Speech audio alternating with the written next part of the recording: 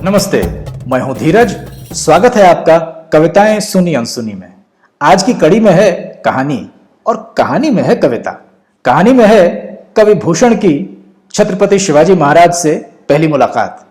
लेकिन करते हैं कविता से शुरुआत। पैज प्रतिपाल भूमि भार को हमाल, चहुचक्र को संभाल भयो दंडक जहान को। साहिन की साल भयो, ज्वाल को जवाल भयो, कर को कृपाल भयो, हार के विधान को। वीर रस ख्याल शिवराज भुवपाल तुव, हाथ को विशाल भयो भूषण बखान को। तेरो कर ताल भयो, दक्षिण की ढाल भयो, हिंदू को दीवाल भयो काल तुर्कान को। कहानी शुरू होती है 1667 यानी 1667 ईस्वी में। पश्चिम दिशा में सह्याद्री की चट्टानें हैं, शाम हो रही है और पगडंडी पर कवि भूषण चले आ रहे हैं।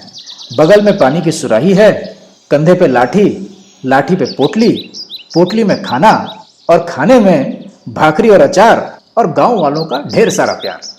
गांव वाले भाई, पिछली रात को कवि भूषण एक गांव में ठहरे, खूब महफिल जमी। उन्होंने शिवाजी महाराज की खूब सारी कविताएं सुनाई। गांव वाले खुश हो गए।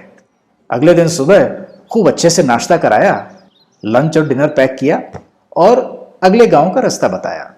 कहा कि अगर आप तेज तेज चलेंगे तो शाम तक एक टूटा हुआ मंदिर आएगा। उसके प्रांगण में एक चबूतरा है, बरगद का पेड़ है और मीठे पानी का एक कुआं है। आग जला लीजिएगा, रात वहां बिताइए। अगले दिन 4 कोस पे गांव है और वहीं से थोड़े आगे रायगढ़ किले का रास्ता है।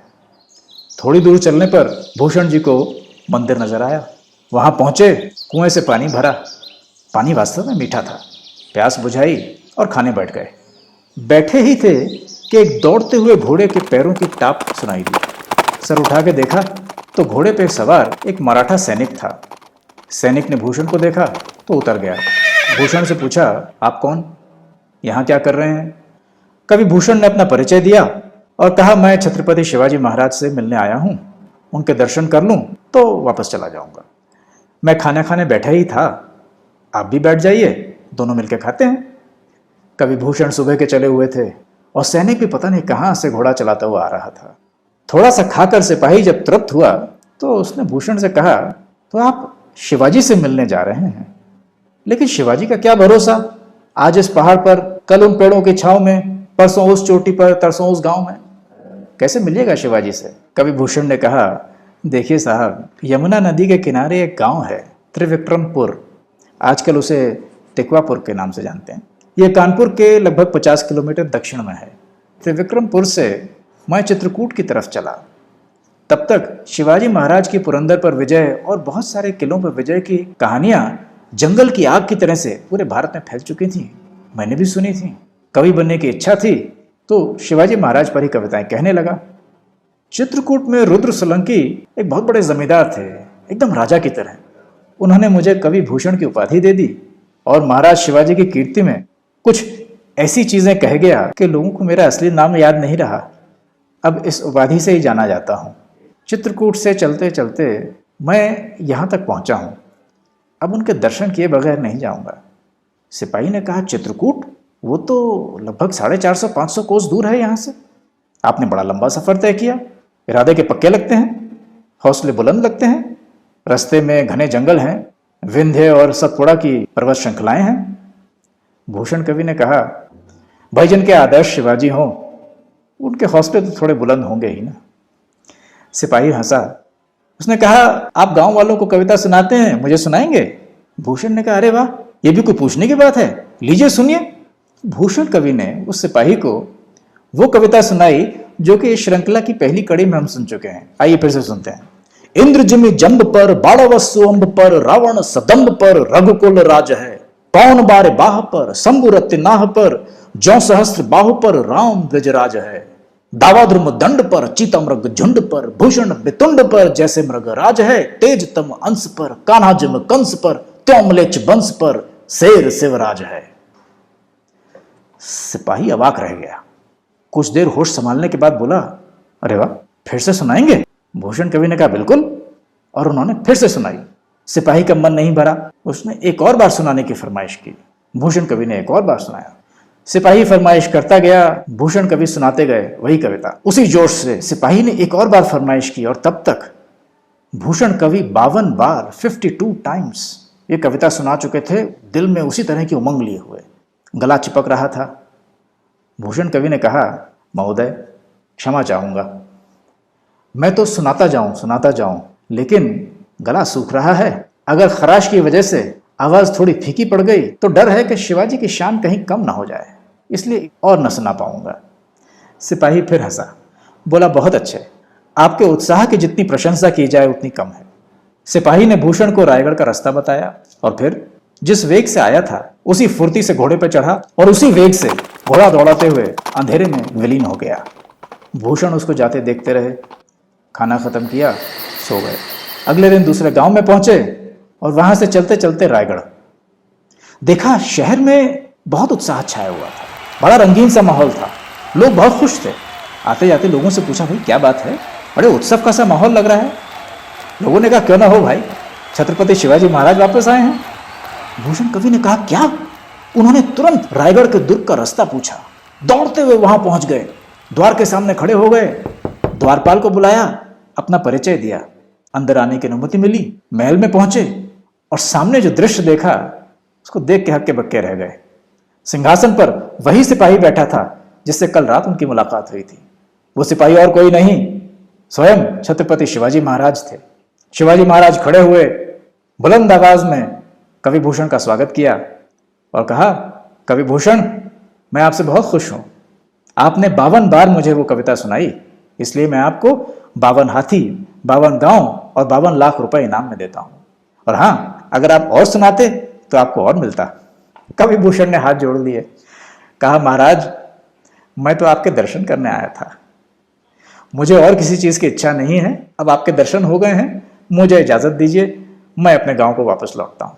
शिवाजी ने कहा, कैसी बात कर रहे हैं, आपको हम कहीं नहीं जाने देंगे, आज से आप हमारे राजकवि हैं। और उस दिन से कवि भूषण छत्रपति शिवाजी महाराज के यहाँ कवि रहे। वहीं पर उन्होंने शिवराज भूषण लिखा और उसी शिवराज भूषण की 2 कविताएं आज आपने सुनी। जो पहली कविता सुनी थी, पैज प्रतिपाल, उसका शब्दार्थ भावार्थ देखे लेते हैं। पैज प्रतिपाल भूमि भार को हमाल, चहु चक्र को संभाल भयो दंडक जहान को। पैज यानी प्रतिज्ञा, प्रतिपाल प्रजा का पालन करने वाला। तो शिवाजी के लिए कहा गया है कि प्रजा के लिए की गई प्रतिज्ञा, उसका पालन करने वाले। भूमि भार को हमाल, अच्छा हमाल आपने देखे हैं, अपने कंधे पर भारी भारी गेहूं की, चावल की बोरियां लेके जाते हैं।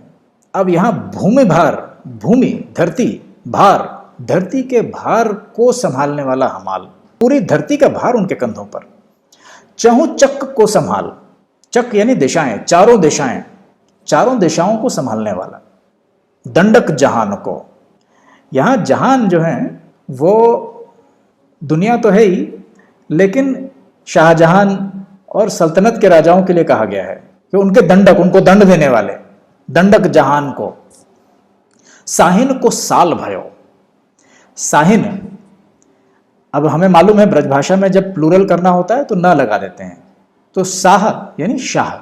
अब जब बहमनी सल्तनत खत्म हुई लगभग 1520 और 30 के दशक में, तो उसके स्थान पर उस सल्तनत के जितने नायक थे उन्होंने 5 शाहियां स्थापित की।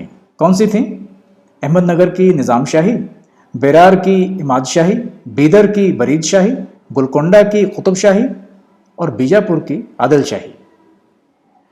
अकबर के समय में इमाद शाही खत्म हो गई, जहांगीर और शाहजहां के समय में बीदर की बरीद शाही भी खत्म हो गई।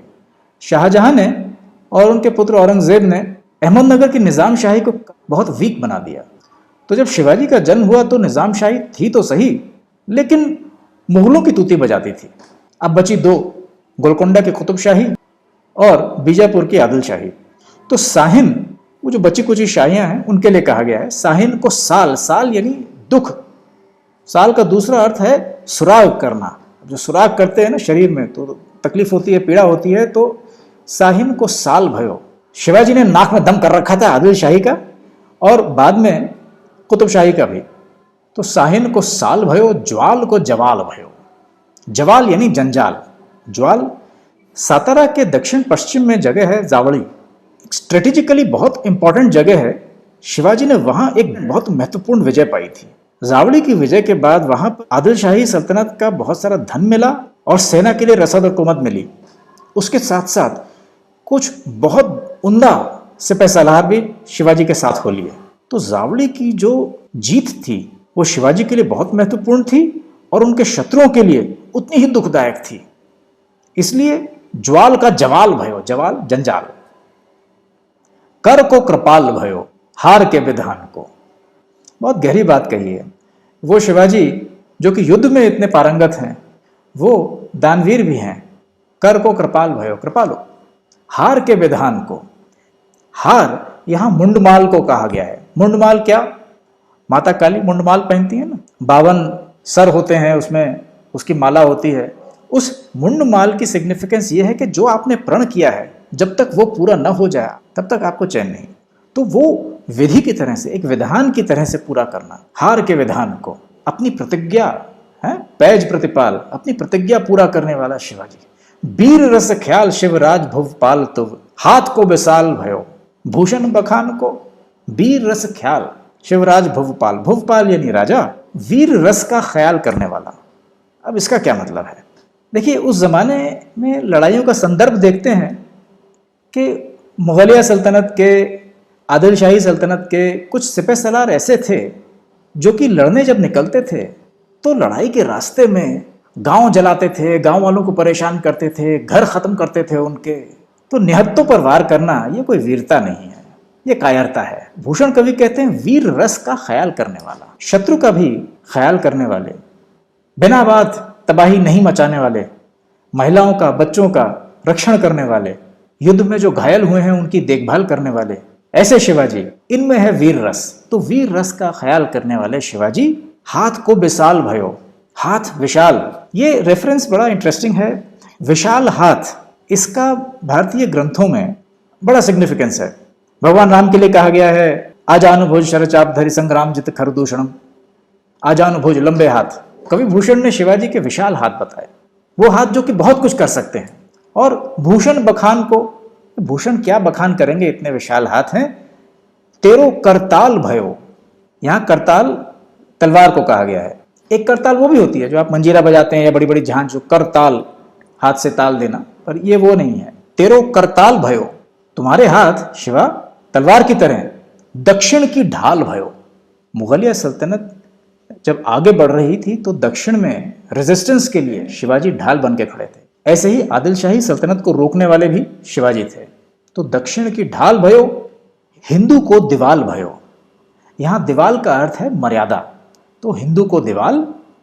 काल तुर्कान को, यहां तुर्कान एक कलेक्टिव नाउन की तरह से है कि भारत के उत्तर पश्चिम से जो भी आक्रांता आए उनके लिए कहा गया है।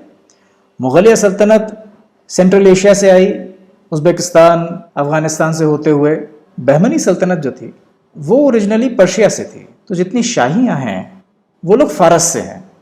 तो भारत की उत्तर पश्चिम दिशा में से अलग अलग जगहों से हैं, लेकिन एक कलेक्टिव नाउन है तुर्कान।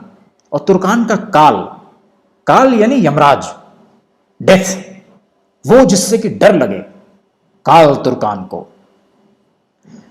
तो ये है कवि भूषण का छत्रपति शिवाजी महाराज का वर्णन। फिर से सुन लेते हैं। पैज प्रतिपाल भूमि भार को हमाल, चहु चक्क को संभाल भयो दंडक जहान को। साहिन की साल भयो ज्वाल को जवाल भयो, कर को कृपाल भयो हार के विधान को। वीर रस ख्याल शिवराज भुवपाल तुव, हाथ को विशाल भयो भूषण बखान को। तेरो कर ताल भयो दक्षिण की ढाल भयो, हिंदू को दीवाल भयो काल तुर्कान को। कहिए, मजा आया?